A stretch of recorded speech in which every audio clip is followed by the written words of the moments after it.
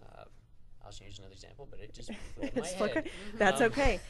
Well, there are some categories within this topic that we're going to address, and one of the ones that is very interesting, and I know people come to me and ask me a lot of questions about, is nutritional supplements. So tell us a little bit about what percentage do you think they really contribute to our health, and how important is it for us to take them every day, and what brand do you go to? Nutritional supplements. First big thing about nutritional supplements that everybody needs to understand is they are supplements. They're there to supplement what you cannot get from your diet. So the main thing, first off, is take care of your diet. Look at what you're actually eating. Look at the meats you're taking in. Look at the vegetables. Look at the fruits. Look at the quality of these things. You want the best quality food that you can put into your body because it's essentially fuel. And this is, you put it in your mouth, your body breaks it down, and that's what becomes your body. That's essentially what happens. So if you're eating Twinkies all the time, your body is basically a big Twinkie. So personally, I don't want to be a Wait Twinkie. a minute. Okay. I look like a gumdrop, so. And I don't even wondering eat what I look those, like. but I do eat jelly beans. Okay. So going beyond that, getting specifically to supplements, the main thing on supplements is, big brands are not always the best. They just market better than everybody else. So don't get into the whole marketing hype of things. A couple of things you want to look for are, are they processed well? You can look for like a little stamp that has GMP on it. It's a good manufacturing process. Basically means they're up to standard on their processing. There's no trash that's put into the products. You don't have to worry about lead contaminants, things like that. Is where what that rating comes from, and it's actually set by the FDA. Now, a little bit more specifically, what supplement? I mean, they have the market is literally saturated with, you name it, they have it. What would you say are the top three that if you recommend anybody to take? Top three things that anybody should take, and these are actually, I've got one whole series I do on needed supplements, winter supplements, and hype supplements. The needed definitely are multivitamins. Mostly because it's very, very tough to get all the vitamins that you need out of just daily food intake. I mean, if you look at degradation of soil from over farming, things like that, even if you're eating organic, I mean, you'll have to take in about 5,000 calories to get 100% daily value of everything in. So multivitamins are very, very much needed. If you can get a whole food-based multivitamin, that's definitely going to be the best source because they're getting vitamins straight from a food source. I mean, most vitamins come from a food source, but there's a lot of processing that goes into it. So the less processing, the better. So you're getting the raw nutrients. Now, do you have a brand in mind as you're talking about this? There's several good brands. Actually, the best thing you can do, if you'll go to consumerlabs.com, okay, these guys actually go out and randomly pick stuff off the shelf and test it for are they actually up to local claims. What's the name of it again? Consumerlabs.com. Okay.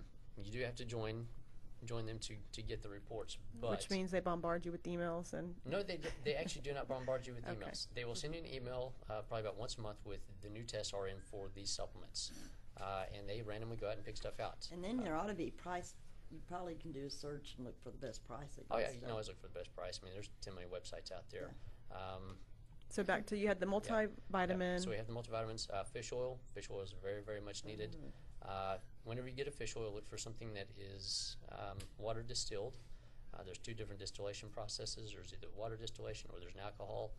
The alcohol distillation, basically, it degrades the fish oil whenever it touches the alcohol. Is that why it's refrigerated a lot, I see, in places? Actually, well, that comes down to the type of oil that they're using. I mean, if it's like a cod liver oil, yeah, you got to have it refrigerated, especially if it's in just straight liquid form and it's not encapsulated.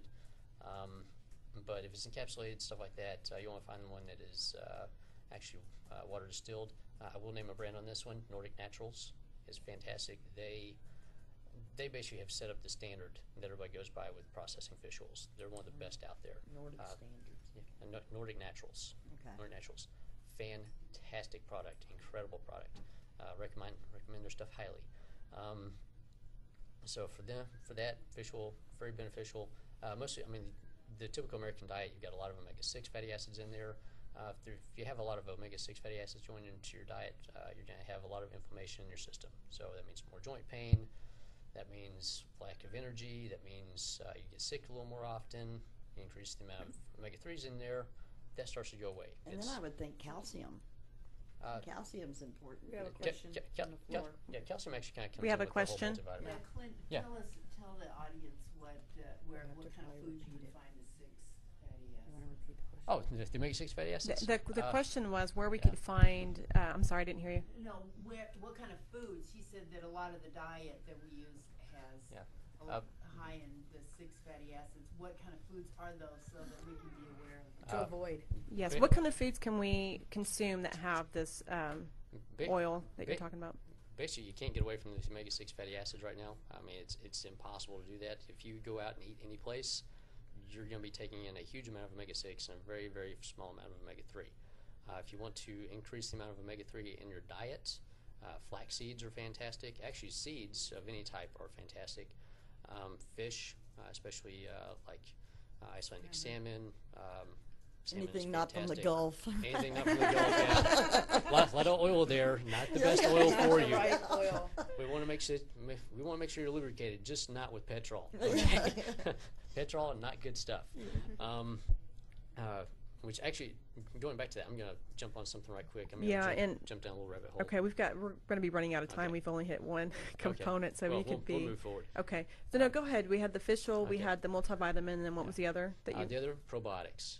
Probiotics, very huge thing. Got to have these. In fact, I would recommend the probiotics over the multivitamin and the fish oil. So definitely probiotics are first on the list to get. That's why I'm mentioning them last, so you remember them. Definitely get a probiotic, a soil-based, which will say HSO on the label, because the best bacteria actually comes from the soil, because it actually helps out with growth of the food. These are all the good bacteria that live in your stomach. They actually help out with digestion. They break down sugars. They break down fibers. They actually break down proteins and fats as well. And 75% of your immune system lives in your gut. So it's right here. So if you don't take care of that, you're going to be sick more often. You'll have all the head colds. You'll have all kinds of other stuff. I mean, it's incredible what these older guys do, and there's finally a lot of study that's coming out about probiotics. That's why you see all the Activia, little Activia commercials, stuff like that. Now, I'm not endorsing Activia, by the way, just so you know, everybody out there, I'm not endorsing Activia. There's much better stuff on the market for that. But what it does, what it's talking about is the digestion. yeah, if you could post that on Facebook, Oh, yeah. Yeah. that way we can make sure that everybody who missed it has it. Yeah. Anybody that goes to my Facebook page, you will know that I post at least 5, 6, 7, 8, 9, 10 times a day on brand new research studies that come out across the board about stuff. Also, I go into some regulation stuff that's going on in Washington, D.C. about... All right, Clem, I'm going to interrupt you. okay, I'm going to be yeah, assertive right there and sorry. just stop you. I'll We're keep going going. to try to wake